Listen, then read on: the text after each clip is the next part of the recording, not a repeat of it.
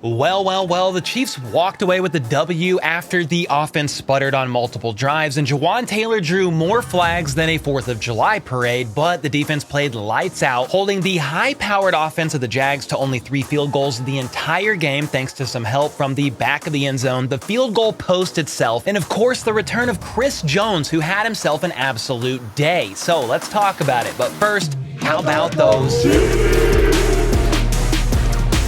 First up, shout out to Underdog Fantasy for the season-long partnership. Code HBTC will not only get your first deposit matched up to $100, but they're also giving out a mystery pick'em special in the pick'em lobby for you to use right from the start. Link to sign up is at the top of the description. But man, I went 4 of 5 tonight, hitting everything correct aside from Calvin Ridley having more than 6 receptions. And if I would have hit all 5, that would have 20x'd my winnings. But sadly, no dice because of Calvin Ridley. And honestly, I should have learned by now that Calvin Ridley in fantasy sports isn't something you should mix together based on his history. So while I'm sad it didn't hit, I'm grateful for the Chiefs getting this W. And on the subject of today's victory, that win puts Andy Reid tied for 4th overall with Tom Landry with 270 total wins, only behind George Halas, Bill Belichick, and Don Shula. The second thing worth mentioning is Mahomes turned 28 years old today and got a nice W as a present, though it was a stressful W to say the least. The Chiefs won the opening toss, but deferred and opted to get the ball at halftime, and the Jags were able to convert on 3rd down.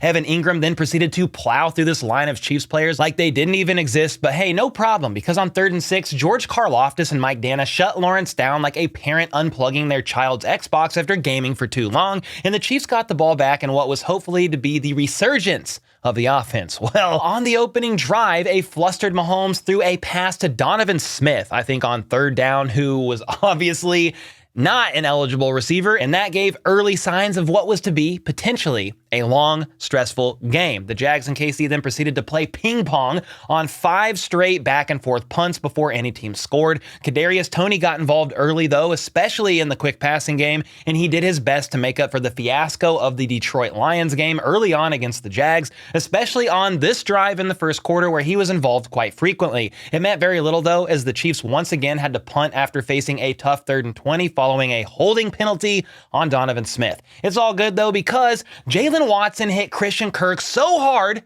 on this play that it reminded me of this scene from Waterboy. I'm sorry. Who that?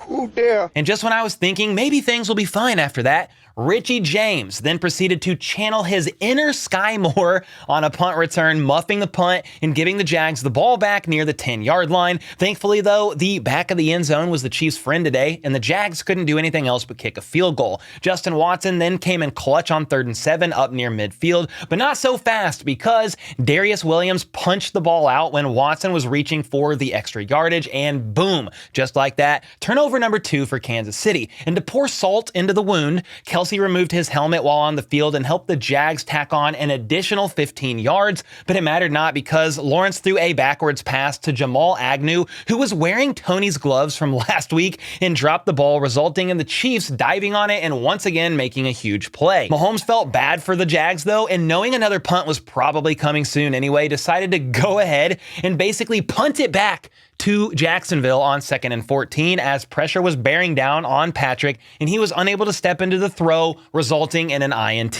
Then Chris Jones almost came up big on this 3rd and 11, but Lawrence snaked his way out of there up the right sideline on a nice scramble, and even though it was 4th and 5 and the Chiefs offense had accomplished literally nothing all game, the Jags, for whatever reason, decided to go for it, and Chris Jones didn't miss his opportunity to bring Lawrence down to the ground this time, and Jacksonville turned the ball over on downs. Now, from here, the Chiefs offense randomly caught fire after this Mahomes sack, and on 3rd and 14, Noah Gray caught a check down on the right side and made like 16 defenders miss. And then the Chiefs opted to go for it on 4th and 2, which was absolutely terrifying as a Chiefs fan, because 3rd and short or 4th and short, either of them have been definite issues for a while now, but have no fear, because CEH is here, catching a pass and moving his way up the field for the first down and more. Noah Gray wasn't done on this drive though, as Mahomes connected with him in the middle of the field, getting the Chiefs into the red zone for the first time on the day, and Sky Moore made a great move on a back shoulder throw, resulting in his first touchdown of the season. And even though the half was almost over, the Jags were actually able to march down the field thanks to this insane catch by Calvin Ridley and make it a 1-point game by a half-ending field goal. Then the second half started with a bang as Isaiah Pacheco Pacheco shot up the right sideline like a freaking cannon, angrily stomping the grass for 30 or so yards. Then on 3rd and 10, Justin Watson made an outstanding grab for 34 yards and somehow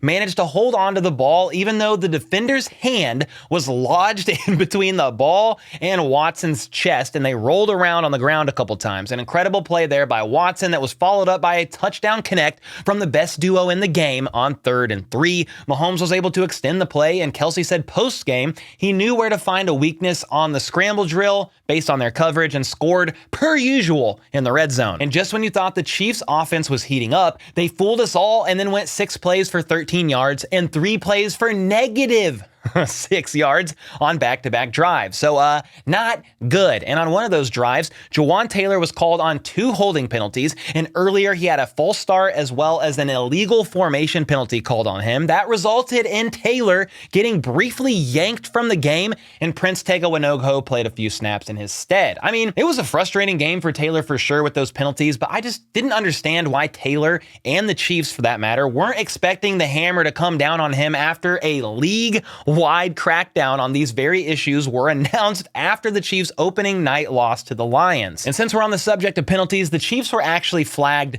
12 times for 94 yards. Good God Almighty, the refs are going to have sore forearms tomorrow. Definitely got to clean that up next week. And while I'm not really one to complain about officiating, that no call on Zay Jones for offensive pass interference on Brian Cook was absolutely infuriating. I think it's because every rep out there was watching Jawan Taylor with their puny little eyes to see what else they could flag him for. But man, that no call was a piss poor one that I think riled me up so much because Cook was clearly shaken up pretty badly on that play. Anyway, back to the game, because while the Chiefs stalled out on offense, Chris Jones made another huge play on 3rd and 14, batting Lawrence's ball down at the line and forcing yet another punt. Next up, while Tony had some good plays earlier, he did fumble the ball here, and instead of just falling on it, he picked it up trying to make a play, which resulted in a huge loss and yet another punt. I'm glad he recovered it though, but that was rough. Next up, near the end of the 3rd quarter, I actually thought the game was going to become very close after a Justin Reed pass interference penalty moved the Jags to the 1-yard line,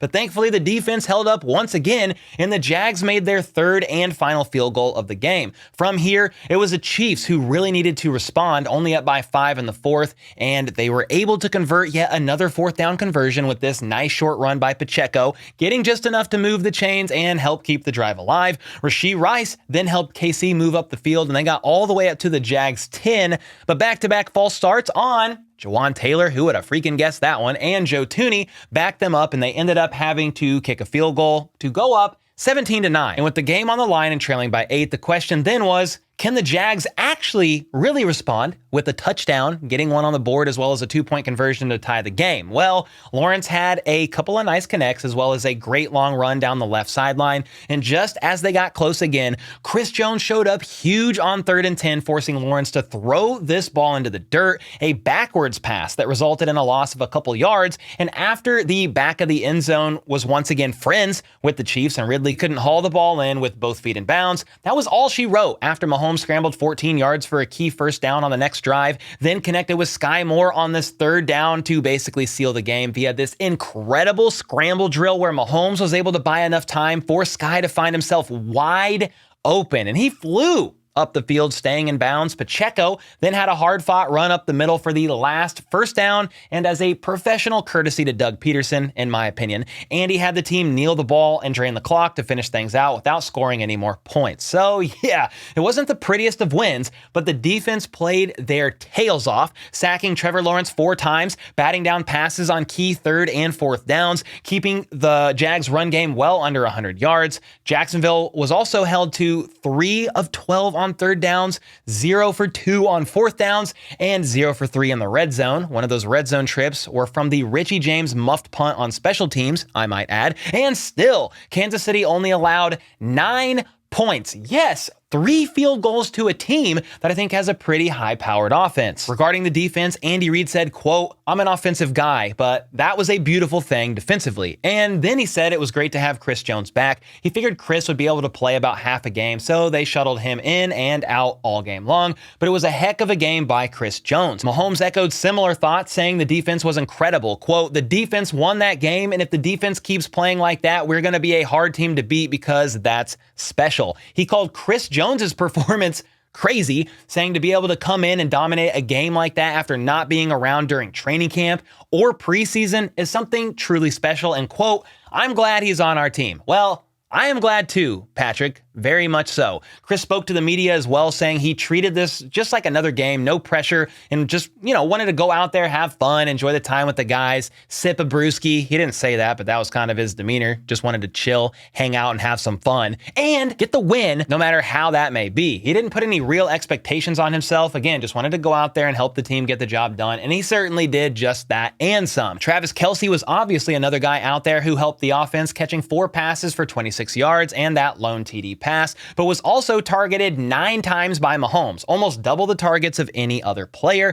And when Kelce was asked if his knee affected him at all today, he said, quote, "Everything you saw out there was 100% of what I could give, and hopefully next week we get even better from it." Kelce was also seen jawing back and forth with the defense all game long, keeping that old man competitive fire alive. Mahomes had some thoughts about the offense that lacked the fire in this game that we've come to expect from quite often, saying there were too many penalties, too many miscues, but there's stuff we can learn from. They saw a lot of zone coverage and had to find ways to execute effectively against it, but was glad they were able to find a win at the end of the day. He was glad to have Kelce back, of course, and then also gave a shout out to Sky Moore, saying he had a big game today, and there's a lot of positives to take away from the receiving room as a whole and build upon that in the coming weeks. Yeah, they've definitely got to clean up the penalties, do much better than 4 of 13 on third downs, and work on putting together some effective drives. Outside of the back-to-back touchdown drives, which was the last drive of the first half and the opening drive of the second half,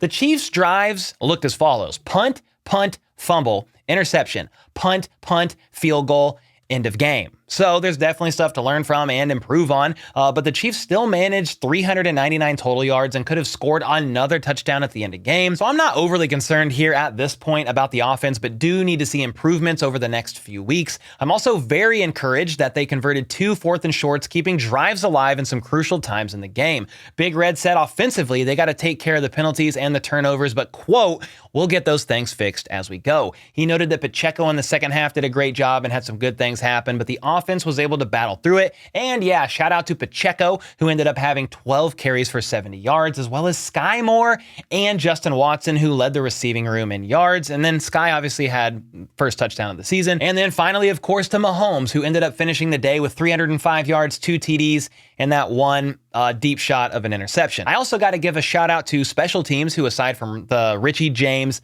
muffed punt, had a fantastic night, especially Tommy Townsend showing up huge on most of those punts, flipping the field, and last but not least, it looks like there were no real injuries to report, per the words of Coach Reid, other than Kadarius Toney. Yeah, who Andy said his left foot was bothering him a bit, but he did finish the game. So hopefully we'll see what's up with that soon. Not ideal, but hopefully it's just something minor. Then Justin Watson was dehydrated and had to go in and get an IV, but would have came back out if things went into overtime, and hopefully it's all the real injuries that were there. I noticed Nick Bolton was out there needing some attention, though I think it was a cramp. Willie Gay came out as well for a few plays, at least once. And then, of course, Brian Cook was real shook up on that no call of an offensive pass interference that happened. But all in all, it looks like the team stayed pretty healthy. Chris Jones is back, and the Chiefs walk away with the W, going 1-1 as they now prepare to face off against the Chicago Bears next week. Definitely let me know your thoughts in the comments down below about your biggest concerns, as well as your biggest standout players of the day. And until next time, let's go. Let's freaking go. How about those